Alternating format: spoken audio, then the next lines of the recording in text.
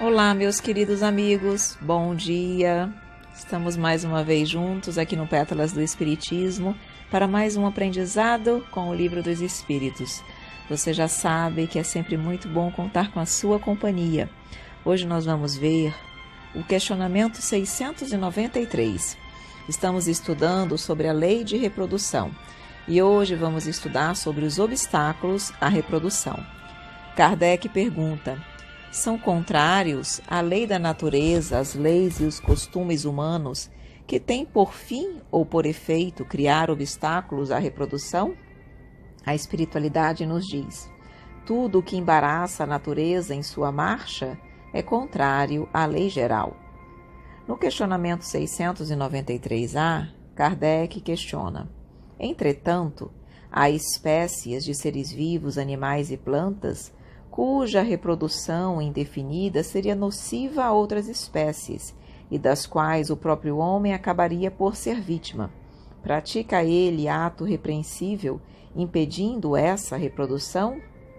A espiritualidade nos ensina: Deus concedeu ao homem, sobre todos os seres vivos, um poder de que ele deve usar, sem abusar. Pode, pois, regular a reprodução de acordo com as necessidades.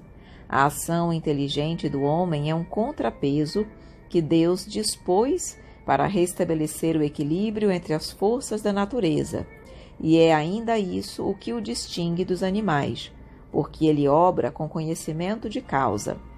Mas os mesmos animais também concorrem para a existência desse equilíbrio, porquanto o instinto de destruição que lhes foi dado faz com que, provendo a própria conservação, obstem ao desenvolvimento excessivo, quiçá perigoso, das espécies animais e vegetais de que se alimentam. Interessante também essa pergunta, como todas, na verdade, do Livro dos Espíritos, mas aqui nós estamos exatamente trabalhando sobre os obstáculos à reprodução. Se o homem, quando ele impede, quando ele cria ou quando ele dificulta a reprodução, ele estaria indo contrariamente às leis da natureza.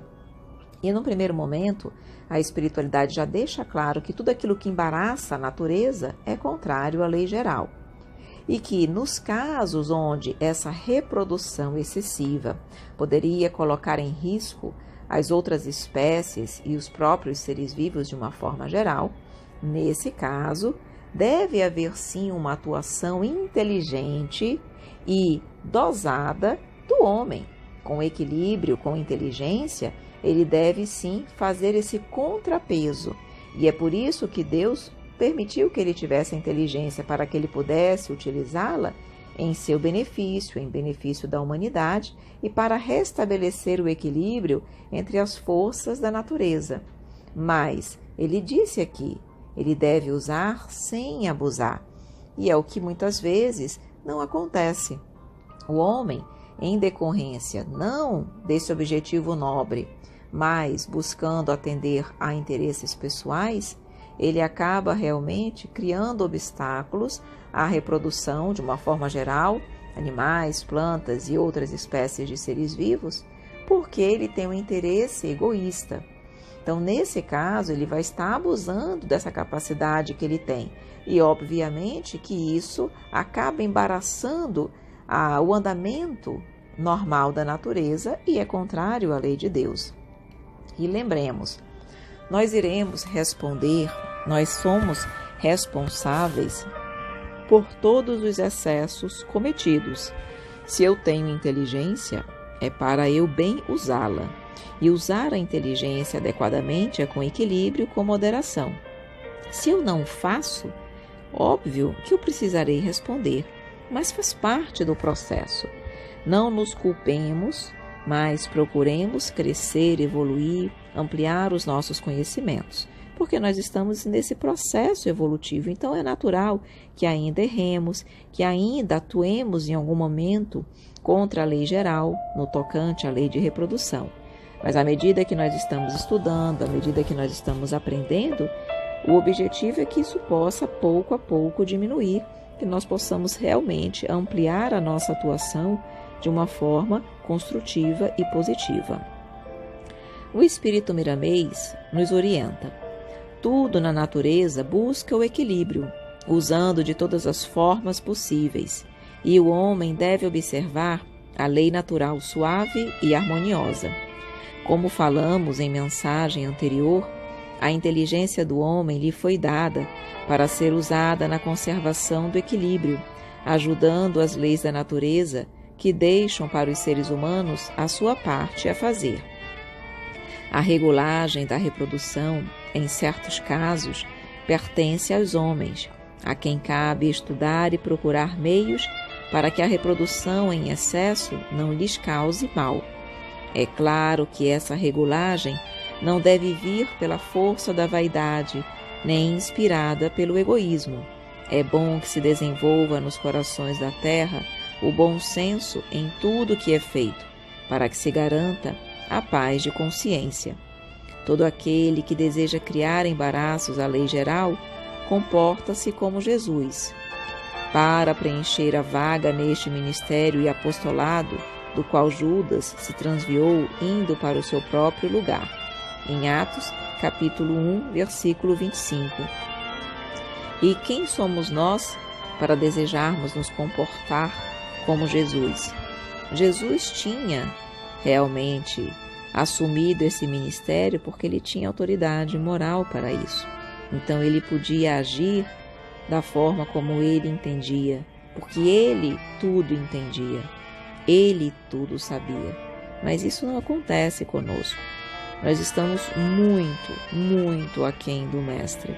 Ainda somos espíritos imperfeitos, sequer chegamos na ordem de bons espíritos, o que dirá de espíritos puros, crísticos, como Jesus o é. Então precisamos, de fato, agir com moderação, porque senão, ao invés de aproveitarmos a nossa experiência reencarnatória de forma construtiva, estaremos aí adquirindo débitos aos quais farão com que mais distante esteja a nossa felicidade. Continuando, o cientista que se transviar do seu ministério científico, vendendo seus valores pelo interesse do ouro, será retirado, indo para o seu próprio lugar de transgressor da lei. Os espíritos reencarnados na Terra são os agentes de Deus para ajudarem na obra grandiosa da evolução. Essa é uma lei natural que não podemos desviar do nosso curso para o bem comum. Os animais desenvolvem um instinto de conservação destruindo. Eles mesmos fazem expressar a lei do equilíbrio. Assim também as plantas se atrofiam quando semeadas em demasia, sem o devido espaço para o seu crescimento. Enfim, tudo mais que por vezes escapa à inteligência do homem obedece à regulagem da força divina, mostrando aqui que Deus provê tudo. Aquilo que não vai ser regulado pela inteligência humana o será pela própria natureza. No que tange à capacidade dos homens, Deus deixa para que esses operem pelos traços da sua inteligência. Tudo que é feito e permanece é pela aquiescência de Deus. Cumpre a todas as criaturas agradecer a Ele pela sua presença em tudo, controlando todos os acontecimentos. Imaginemos o pouco de livre-arbítrio que o ser humano tem usado levianamente. E se os animais o tivessem? A verdade, sendo luz, somente aparece quando estamos preparados para recebê-la. Que Deus nos abençoe, fazendo chegar sempre a nós a sua magnânima vontade para que possamos nos alimentar e dar vazão ao amor. Observemos a nossa palavra. Se a produzíssemos sem a disciplina que a mente pode dar, o que seria de nós? Ela precisa ser educada nas diretrizes do amor e da caridade, para ser mais útil aos que nos ouvem e para nós mesmos. Vamos dar graças a Deus pelo que Ele nos deu, em entendimento, de maneira que possamos aplicar as nossas forças para a perfeição da vida, despertando os valores que nos foram entregues pelo seu coração amoroso. Convém acreditar que estamos caminhando sempre para a frente e que em tudo dependemos primeiramente de Deus. Depois dele, foi-nos entregue o resto. Usemos a nossa inteligência e observemos até onde age a lei geral. para que não sirvamos de tropeço para ela, na sua ação divina. Se precisamos de algo mais, tudo nos virá pela lei de misericórdia e por acréscimo de vida. E com esse entendimento, nós vamos realmente procurando agir e confiar no Pai, sem tropeços, sem atitudes descabidas, sem, na verdade, querermos assumir o papel de Deus. Porque quando nós interferimos diretamente na lei da natureza, na lei de reprodução, nós nos intitulamos como se nós fôssemos sabedores de todo o conhecimento e de toda a verdade e soubéssemos o que é o mais certo para nós e para a humanidade. E não é assim. Somos ainda muito pequenos, muito imperfeitos e precisamos trabalhar o nosso orgulho, porque é o nosso orgulho que não nos deixa ver a verdade, que impede que a luz chegue até o nosso coração.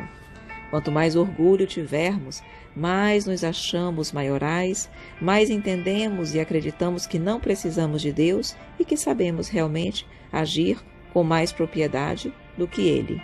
Então vamos adquirir a humildade, vamos, na verdade, agir com moderação, e isso em tudo na vida. Quando nós formos trabalhar também na continuidade da lei de reprodução, no sentido de obstáculos à lei de reprodução, por exemplo, no caso das pessoas, dos animais, das crianças, será que devemos, será que não devemos? Com moderação.